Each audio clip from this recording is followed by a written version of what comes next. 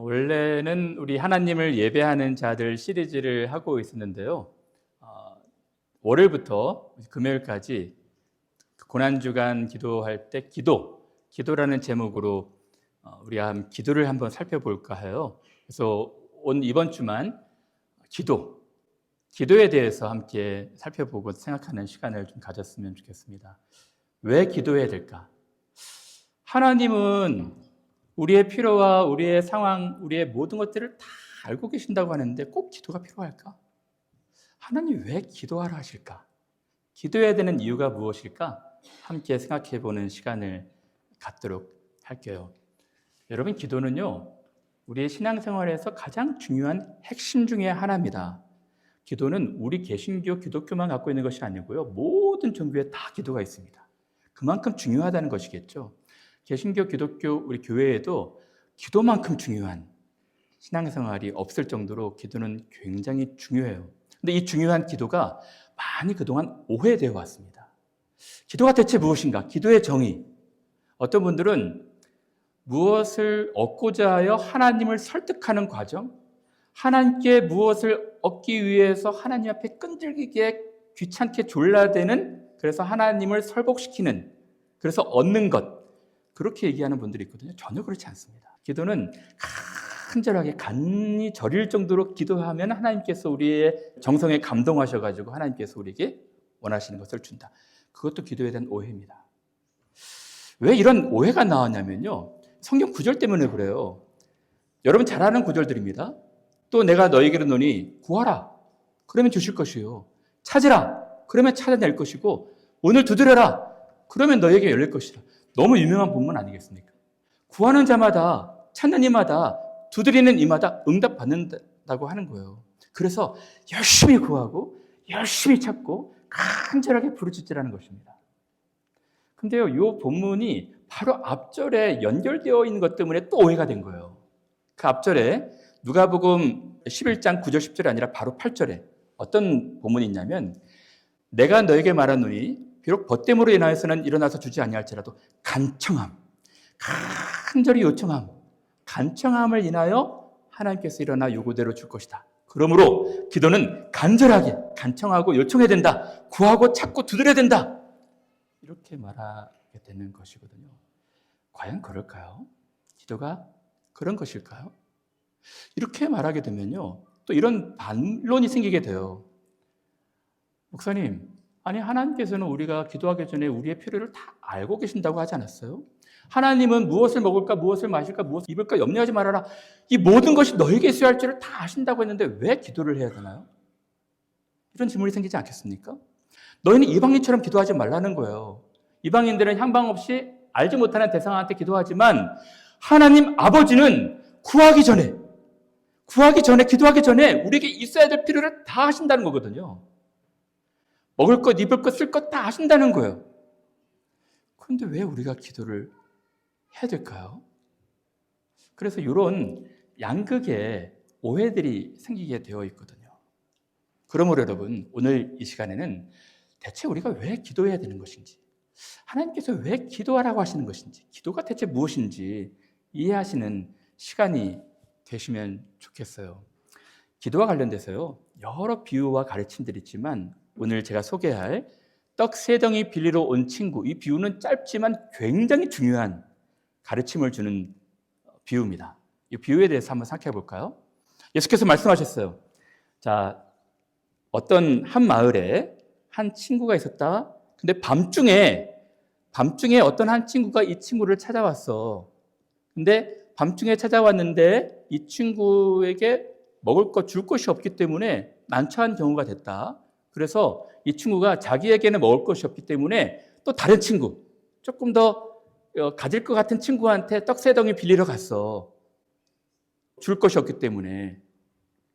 그래서 떡 세 덩이만 좀 빌려다오라고 요청했는데 그 친구가 나를 괴롭게 하지 말아라. 이미 밤 늦었고 문도 닫혔고 애들이 다 지금 자고 있다. 그래서 날 좀 귀찮게 하지 말아라. 이럴 친구가 있겠니?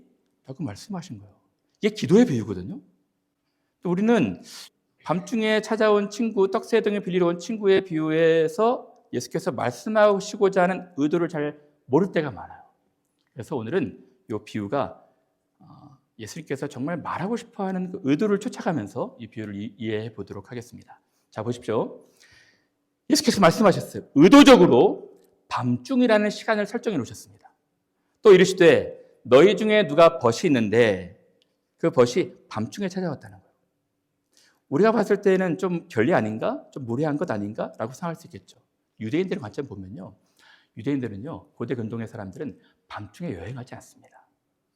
조명과 빛이 없기 때문에 밤중에는 강도들도 많고 도적들도 많기 때문에 대개 낮에 여행을 다니지 밤에 여행을 하질 않아요. 밤에 여행을 하게 되면 강도를 만날 수도 있고 또 그 마을에 들어가면 강도로 오해를 받을 수도 있기 때문에 낮에 여행을 합니다. 밤중에 왔다는 것은 굉장히 특이한 케이스예요. 무엇을 말하고 있을까요? 곤란한 상황이었다는 것입니다. 절박한 상황이었다는 거예요. 이게 노말하지 않다는 것입니다. 밤중에 어떤 곤란한 상황, 절박한 사람이 친구한테 좀 찾아간 거예요. 허기진 배로. 그리고 난처한 상황이었겠죠. 그래서 친구한테 갔는데 먹을 것이 없어요. 먹을 것이 없어서 딴 친구한테 가서 떡 3덩이를 내게 구워달라.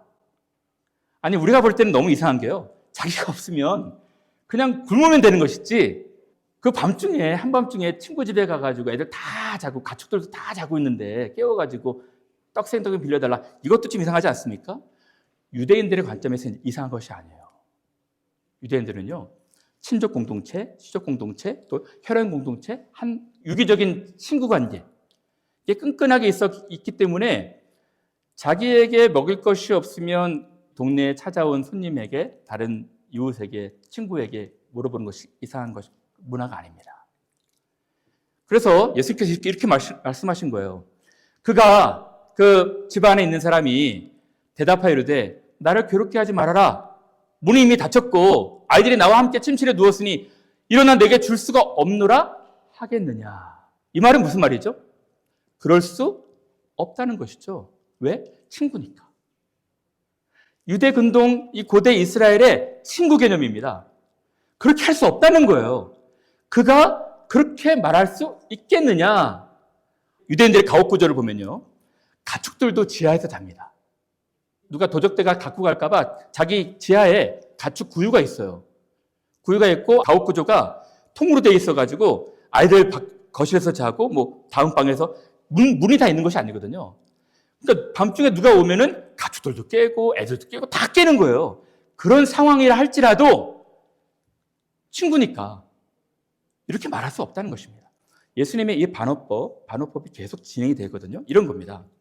너희 중에 아버지 된 자로서 누가 아들이 생선을 달라 하는데 생선 대신에 뱀을 주며 알을 달라 하는데 정갈을 주겠느냐? 그럴 수 없다는 거예요. 그죠? 이런 아버지 없다는 것입니다. 떡을 달라 하면 돌을 주고 생선 달라 하면 뱀을 주고 계란 달라고 하면 어떻게 정갈을 주겠느냐? 그럴 수 없다는 것입니다. 또 그들에게 이르시되 너희 중에 누가 그 아들이나 소가 안식일에 우물에 빠졌어요. 안식일에 우물에 빠졌을지라도 아들 구출해내지 않겠습니까? 소 구출해내지 않겠습니까? 곧 끌어내지 않겠느냐? 그러면 많은 예상되는 답은 맞습니다. 안식일에 할지라도 아들을 구출해내야죠. 그렇습니다. 하지 않겠어요? 이런 것입니다. 하나만 더. 너희 중에 어떤 사람이 양 100마리가 있는데 그 중에 하나를 잃어버리면 99마리를 들에 두고 그 잃은 것을 찾아내기까지 찾아다니지 아니하겠느냐? 예, 맞습니다. 찾아다닐 것입니다. 이렇게 예상되는 답변이 있겠죠. 똑같습니다. 밤중에 왔다 할지라도 친구가 손님이 왔으니까 떡 3덩이만 빌려다오. 귀찮고 아이들 다 자고 문이 닫혔다 할지라도 그런 친구 없다는 거예요. 당연하다는 것입니다. 왜? 친구니까. 그러면 예수님께서 이 비유를 통해서 우리에게 말씀하시고자 하는 첫 번째 메시지가 무엇일까요? 하나님께 우리가 기도할 때 관계를 가지고 나가는 것입니다. 전혀 관계 없다가 어떤 것을 얻기 위하여 하나님을 설득하려고 막 40일 금식 기도하고 그러지 말고 매일매일 같이 하나님과 우리와의 관계를 인식하라는 거예요. 기도는 관계입니다. 하나님과 나와 친하기 때문에 밤중이든지 한낮이든지 새벽이든지 언제든지 하나님 앞에는 풍성한 창고가 있기 때문에 하나님 앞에 나가서 당당하게 요구하라는 거예요.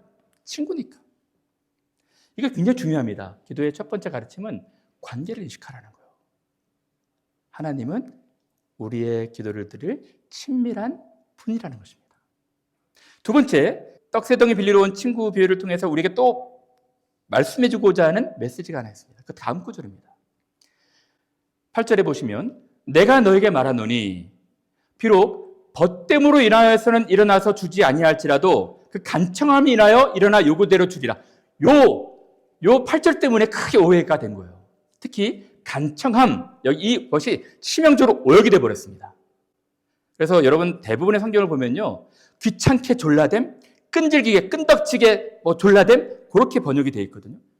원래 이 본문 간청하다는 것은 아나데이아라는 헬라어인데요, 이 헬라어가 잘못 번역이 된 것이에요. 원래 아나데이아라는 단어의 뜻은 뻔뻔함, 수치를 모르는, 체면을 모르는, 부끄러움을 모르는 그런 단어거든요. 그래서 제가 이 단어에 대해서 좀 설명을 좀 드리도록 할게요. 이 간청함 단어가 왜 오역이 됐냐면 그동안 2000년 동안 서구 사람들의 관점으로 이 본문을 보았기 때문에 그래요.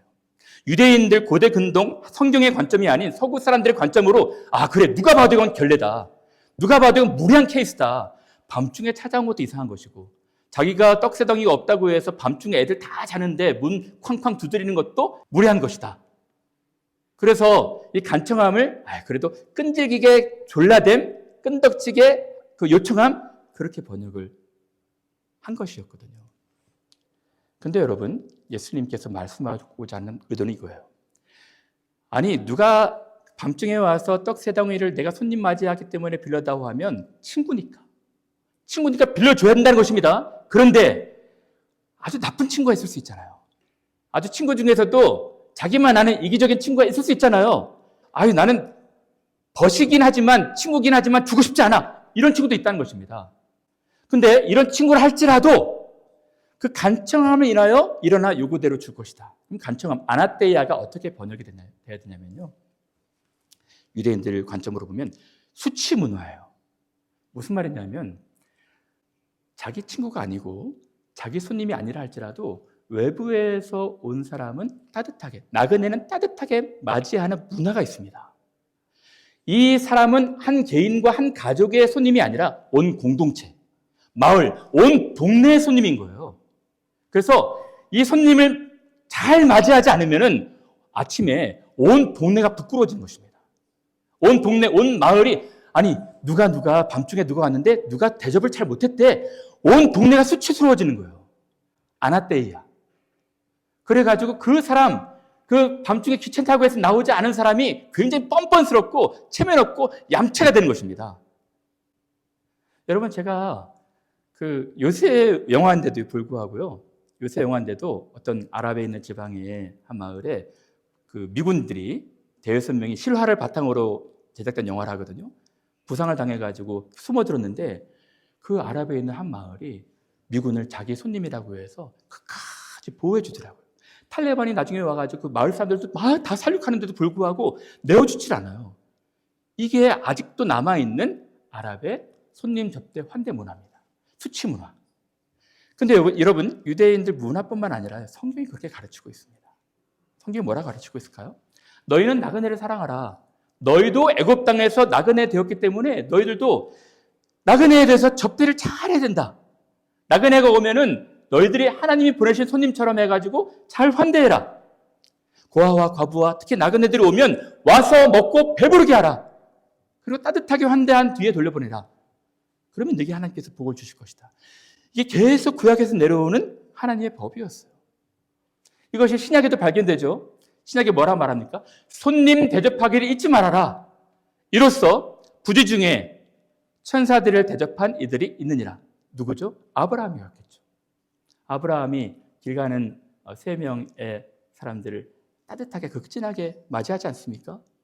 롯도 그랬죠. 손님들 나그네를 대접하지 못했던 것이 소돔과 고모라의 죄였습니다.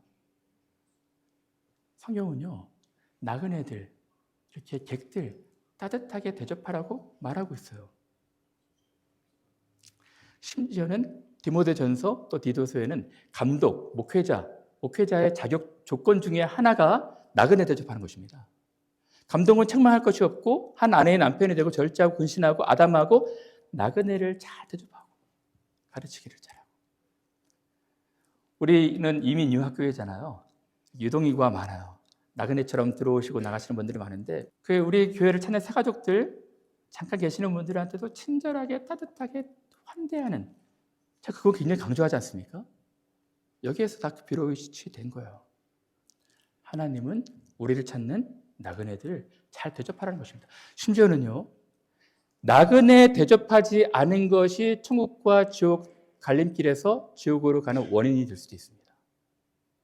마태복음에 말씀하잖아요. 내가 나그네 되었을 때 너희들은 영접하지 않았고, 벗었을 때 옷 입히지 않았고, 병들었을 때 옥에 갇혔을 때 돌아보지 아니하였다. 주여, 제가 언제 그랬습니까? 제가 언제 나그네를 영접하지 않았습니까? 이 작은 소자 중에 한 사람에게 한 것이 바로 내게 한 것이다 라고 말하시는 거예요. 여러분, 나그네를 잘 대접해야 되는 것입니다. 성경 그것을 얘기해 주고 있어요. 그래서 지금 요 본문을 서구의 관점으로 보지 않고 이 성경적 관점, 유대인의 관점으로 보면 한 사람이 밤중에 왔다 할지라도 그에게 떡새덩이를 먹이기 위해서 동네 방네 다 다니면서 떡을 구하는 것은 전혀 잘못된 것이 아닌 거예요. 너무 당연한 동네의 명예, 마을의 명예를 지키는 수단인 것입니다. 그러면 예수께서 이 비유를 통해서 우리에게 두 번째로 말씀해 주고 싶었던 것이 무엇일까요? 하나님이 우리 기도를 들으실 때 하나님의 명예가 손상되지 않기 위해서 우리 기도에 응답하신다는 것입니다. 하나님 우리 기도를 듣지 않으시면 하나님의 명예와 영광이 손상된다는 거예요. 하나님은 자기 자녀들, 자기 백성들에게 마땅히 응답하시고 후한 것으로 대접하시고 기도를 들으시는 것이 당연하다는 것입니다. 그것을 믿고 기도하라는 거예요. 그것을 믿고. 하나님께서 우리에게 말씀하시는 것은 두 가지 기도인데요. 첫 번째, 너와 나와 친밀하니까, 친하니까 기도하라는 거예요. 친구 관계를 생각하고 기도하라는 것입니다. 두 번째, 아버지의 명예, 하나님의 영광을 지키기 위해서라도 응답하신다는 것입니다. 그러니까 당당하게 그 안에서 그를 믿음으로 말미암아 담력을 얻어서 하나님 앞에 나오라는 것입니다. 그게 기도예요. 이 맥락을 보면은 더 정확해져요. 하나님께서 첫 번째는 5절부터 8절까지는 친구 관계를 말씀하십니다. 그리고 그 다음 구하라, 찾으라, 두드리라, 그 다음에 어떤 관계를 말씀하시는지 아십니까? 부자 관계를 말씀하시는 거예요. 너희 중에 아버지 된 자로서 누가 아들이 생선을 달라 하는데 생선 대신에 뱀을 주고 알을 달라 하는데 정갈을 주겠느냐? 친구 관계가 아니라 아버지가 자녀를 대하듯이 친밀한 관계이기 때문에 아버지가 주신다는 거예요. 주지 않으면 아버지의 명예가 손상되지 않겠습니까? 저 아버지는 진짜 못된 아버지야. 동네방네 다 창피당하지 않겠습니까? 그러니까 믿고 기도하라는 거예요. 너희가 악할지라도 좋은 것을 자식에게 줄 줄 알거든 하물며 너희 하늘 아버지께서 구하는 자에게 성령 주시지 않겠느냐. 관계에 의지하고 나오라는 것입니다. 하나님의 명예를 지키기 위해서라도 응답하신다는 거예요. 또 한 가지 더 나갑니다. 누가복음 18장에는요. 왕과 백성, 통치자와 백성에 대해서 이야기를 하고 있어요. 불의한 재판장이 말한 것을 들으라. 그들도 그가 자가 번거롭게 했는데 번거롭게 해서 들어줬는데 하물며 하나님께서 그 밤낮 부르짖는 자들의 원한을 풀어주지 않겠느냐? 여러분, 우리가 기도를 왜 해야 될까요? 하나님이 우리의 친구고 하나님이 우리의 아버지가 되시고 하나님이 우리의 주님이 되시기 때문에 관계를 의지하고 당당하게 나아가는 것입니다. 하나님의 기도를 듣지 않으신다면 하나님 명예가 실추되고 손상되는 거예요. 하나님이 우리 기도를 침묵하신다면 하나님의 영광이 손상되는 것이기 때문에 하나님께서 기도하라고 말씀하신 것입니다. 성경에 좋은 예가 있습니다. 모세의 얘기죠. 모세가 출애굽한 광야 백성들 이끌고 이제 시내산에 올라갔는데 이 백성들은 금송아지 만들고 있지 않았습니까? 그래서 빨리 내려가 봐라. 쟤들이 지금 금송아지 만들고 예배하다. 내가 진짜 언제까지 참아야 되겠느냐. 이제 이 백성들 내가 다 진멸해 버릴 것이다. 내가 모세야 새로운 백성 줄게. 말 잘 듣는 새로운 백성 줄게. 이렇게 말씀하신 거거든요. 큰 나라가 될 수 있도록 새로운 백성 줄게. 모세가 어떻게 기도하는지 아십니까? 하나님, 만약에 하나님께서 이 백성을 이끌으시고 이 백성의 그 사랑을 베푸셔서 이끌으셨는데 하나님께서 도중에 이 백성들을 포기하시고 버리신다면 하나님의 영광에 치명적인 손상이 됩니다. 하나님 그래서는 안 됩니다. 기도하고 있는 거예요. 어찌하여 애굽 사람들이 이르기를 여호와가 자기의 백성을 산에서 죽이고 지면에서 진멸하라는 악한 의도로 인도해 내었다고 말하게 하시려 하나이까. 그건 하나님의 영광에 치명적인 오해를 불러일으키고 손상이 되는 것이니까 하나님 거두어 주십시오. 노를 그치시고 뜻을 돌이키사 주의 백성에게 화를 내지 마옵소서. 하나님의 명예를 지키기 위해서 하나님이 계속 그 백성들에게 사랑을 베풀어 주신 거예요. 예수님도 말씀하시죠. 너희는 내 이름으로 기도하라는 것입니다. 내 이름으로 기도하면 내가 다 들어준다는 거예요. 무엇이든지 내게 구하면 내가 행하리라. 왜요? 너희가 내 이름으로 무엇을 구하든지 내가 시행하려니 관계입니다. 아버지로 하여금 아들 인하여 영광을 얻으시게 하려 합니다. 아들이 우리를 위해서 모든 것을 다 내어주셨거든요. 그래서 하나님과 우리와의 관계를 다시 재설정하게 해주시고 또 이 기도를 마땅히 들으셔야지 하나님께서 아들을 통해서 영광 받으시기에 내 이름으로 너희들은 담력을 얻어서 담대하게 기도하라는 거예요. 우리가 그 안에서 바울이 말하죠. 이제 믿음으로 말미암아 담대함과 확신. 어떤 담대함, 확신입니까? 하나님이 우리의 친구고 아버지고 주님으로서 우리 기도를 들으실 것이다. 그리고 하나님의 영광이 손상되지 않고 명예가 손상되지 않기 위해서라도 우리의 기도에 침묵하지 않으시고 응답하실 것이다. 그게 기도입니다. 그게 기도예요. 그러므로 이제 제가 정리를 해서 말씀을 드리면 여러분 우리가 왜 기도해야 될까요? 기도가 대체 무엇일까요? 기도는요. 하나님 우리를 친구 삼으시고 자녀 삼으시고 자기 백성 삼으셨기에 그가 우리를 너무너무 사랑하시기에 우리와 친밀하다고 말씀하시기에 언제든지 그냥 벌컥벌컥 문 열고 들어와라. 그러니까 예수님이 비밀번호예요. 예수님 비밀번호 딱딱 누르고 가면 이 문이 확 열려가지고 하나님 앞에 나갈 수가 있다는 것입니다. 예수님의 이름으로라는 비밀번호를 누르고 얼마든지 들어오라는 거예요. 하나님이 우리를 사랑하신다는 것입니다. 듣고 싶다는 거예요.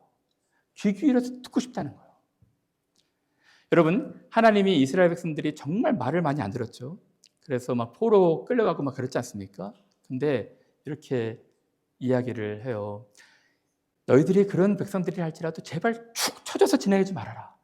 스바냐서 보면은 그 나라의 사람이 예루살렘에 이르기를 두려워하지 말라. 시온아 내 손을 늘어뜨리지 말아라. 축 처져가지고 이렇게 다니지 말라는 거예요. 왜? 하나님이 사랑하시기 때문에. 너희 하나님 여호와가 너희 가운데 계시니 그는 구원을 베푸실 전능자시라. 그가 너로 말미암아 기쁨을 이기지 못하시며 너를 잠잠히 사랑하시며 너를 말미암아 즐거이 부리며 기뻐하시기 때문에 힘내라는 것입니다. 나오라는 거예요. 구원을 베푸실 전능자 앞에 나와서 부르짖고 기도하라는 것입니다. 왜? 잠잠히 사랑하시고 즐거이 부르시고 기뻐하시니까. 하나님이 사랑의 눈빛으로 우리를 보시는데 침울해 있지 말라는 것입니다. 기도하라는 거예요. 여러분, 기도를 왜 해야 될까요? 알지 못하는 신에게 향방 없이 이방인들이 기도하는 것이 40일 동안 기도하는 것이 아니라 하나님이 우리와 친밀한 분이기 때문에 기도하는 거예요.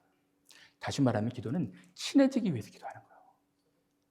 하나님 다 아시는데 우리가 왜 기도해야 됩니까? 다 아셔요. 하나님 다 응답하실 것입니다. 그렇게 하나님이 무엇을 얻을까에 설득해서 기도하는 것이 아니라요. 하나님과 더 친밀해지기 위해서, 더 친해지기 위해서 기도를 하는 거예요. 사랑하는 여러분, 그러면 하나님과 우리가 어떻게 친해질 수 있을까요?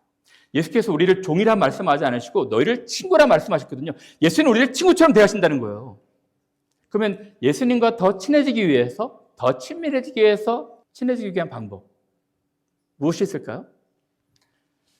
일반적으로요. 우리도 서로 친구가 있죠.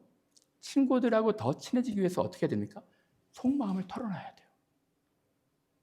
아니 친구 만났는데 자기는 다 감추고 속마음을 털어놓지 않고 그러면 친구 관계가 발전되지 않습니다. 자기가 왜 아픈지, 자기가 아프면 왜 아픈지, 슬프면 왜 슬픈지, 기쁘면 왜 기쁜지 속마음을 털어놓을 때 친구 관계가 설정이 되는 거예요. 더 깊어지는 것입니다. 그래서 하나님과 대입해 보면 똑같아요. 여러분, 하나님과 친해지기 위한 방법은 솔직하게 정직하게 하나님 앞에 아뢰는 거예요. 여러분들의 언어로, 그러니까 5살 언어가 있고 20살 언어가 있고 30살 언어가 있겠죠. 영적인 나이도 똑같습니다. 5살 언어, 엄마 밥 주세요. 그 언어도 괜찮아요.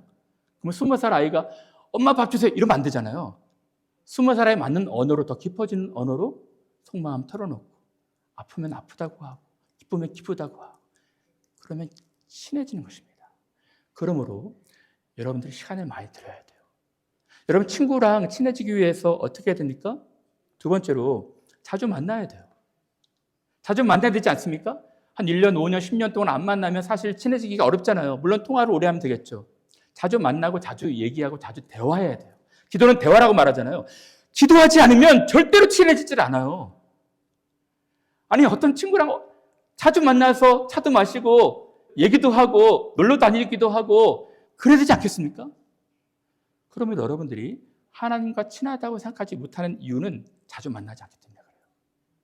잠깐이라도 5분이라도 10분이라도 더 많이 얘기하면 1시간, 2시간, 여러분 친구들하고는 막 2시간, 3시간 얘기하잖아요. 자주 만나야 됩니다. 자주 만나서 여러분들이 이야기를 해야 돼요. 세 번째가 무엇일까요? 세 번째는 정직하게 감추지 말고 솔직하게, 이런 것입니다. 어떤 사람과 A라는 사람과 B라는 사람이 만나서 얘기를 해요. 근데 하고 싶은 이야기는 안 하고 막 주저리 얘기하고 저 얘기하고 그러면은 대체 이 사람이 무슨 말 하는가? 궁금할 때가 있지 않겠습니까? 대체 나랑 만나서 무슨 말을, 무슨 의도를 가지고 할 것인가, 얘기하고 있는 것인가? 그러면 깊어지질 않아요. 자기에게 있는 관심, 자기가 진짜 지금 원하는 거, 자기가 정말 하고 싶은 말 얘기하는 거예요. 그러면 그 얘기를 시작으로 해서 하나씩 깊어지는 것 아니겠습니까? 사랑하는 여러분, 여러분들이 그랬으면 좋겠어요. 여러분들이 하나님과 친밀해졌으면 좋겠어요. 하나님은 여러분들을 친하다고 생각하시고 잠잠히 사랑하시고 즐거이 부르시고 기뻐하시고 얼마든지 부르짖으라고 나오라고 하는데 우리들이 안 나가는 거예요. 우리들이. 왜 안 나갈까? 기도가 힘들어서, 기도가 어려워서. 목사님 기도가 참 힘들어요, 어려워요. 그런 분들은 내일 오십시오. 내일 온라인으로 오시면 제가 기도가 힘든 분들한테 기도의 첫걸음, 어떻게 기도를 시작할까 말씀을 좀 드릴게요. 이렇게 기도하라 라고 말씀을 좀 드릴게요. 기도는 하나님과 친해지기 위해서 더 시간을 많이 들이고 또 깊어지기 위해서 아픈 부분, 슬픈 부분, 기쁜 부분 다 소통하면서 더 대화하면서 더 깊어지고 성숙되는 것입니다. 목사님, 그러면요, 우리의 소망을 담아서 간절하게 하는 기도는 지금 잘못된 것입니까? 그렇지 않습니다. 그렇지 않아요. 우리가 하나님 앞에 간절하게 우리들의 요구와 소망을 담아서 기도할 때가 있어요. 근데요, 그때도 세상 사람들처럼 향방 없이 기도하는 것이 아니라 여러분들이 이 관계를 의지하에 가면서 들어가야 되는 거예요. 하나님과 나는 친구와 부모, 자녀와 또 주님과 백성이다 하면서 관계를 가지고 들어가야 됩니다. 하박국 보십시오. 하박국이 자기 이스라엘 백성들을 사랑하면서 품으면서 기도를 간절하게 했어요. 부르짖었어요. 아침, 저녁, 주야로 계속 부르짖었습니다. 근데 하나님 듣질 않으신다는 거예요. 그래서 더 간절하게 기도했겠죠. 내가 부르짖어도 주께서 듣지 아니하시니 어느 때까지 안 들으시겠습니까? 이렇게 지금 내가 부르짖는데 하나님 너무 침묵하십니다. 이럴 때가 있다는 것입니다. 그럴지라도 하박국서는 어떻게 기도를 마무리합니까? 관계에 의지하면서 기도를 마무리하고 있어요. 비록 하나님 듣지 않으실지라도, 비록 하나님 침묵하실지라도, 비록 기도 응답이 더디고 기도한다고 해서 변하지 않는다 할지라도 하나님은 하나님이십니다. 무화과 나무가 무성하지 못하고 포도가 열매가 없고 감람나무가 소출이 없고 밭에 먹을 것이 없고 우리 양이 없어도 외양간에 소가 없어도 하나님은 하나님의 타이밍에 하나님의 시간으로 베스트로 인도하실 줄 믿습니다. 이거예요. 이것이 기도입니다. 때때로 우리가 간절하게 기도할 때가 있어요. 직장이나 학교나 취업이나 어떤 문제로 인해서 간절하게 기도했다 할지라도 하나님이 우리를 향하신 더 선한 계획을 갖고 계시다는 걸 믿고 하나님 의지하고 신뢰하면서 하나님의 뜻을, 우리의 뜻을 마치는 것입니다. 비록 그럴지라도 여호와로 말미암아 즐거워하고 나의 구원의 하나님으로 말미암아 기뻐하리로다. 이 기도의 정점은 예수님을 통해서 나타납니다. 겟세마네에서 아빠, 아버지요, 할 수만 있으면 이 잔을 좀 멀리서 옮겨주십시오. 그러나 제 뜻대로 하지 마옵시고 하나님의 뜻대로 해주세요. 하나님은 저보다 더 많은 것을 알고 계십니다. 제가 다 인내하겠습니다. 기다리겠습니다. 하나님의 뜻대로 해주십시오. 이것이 기도입니다. 기도가 대체 무엇입니까?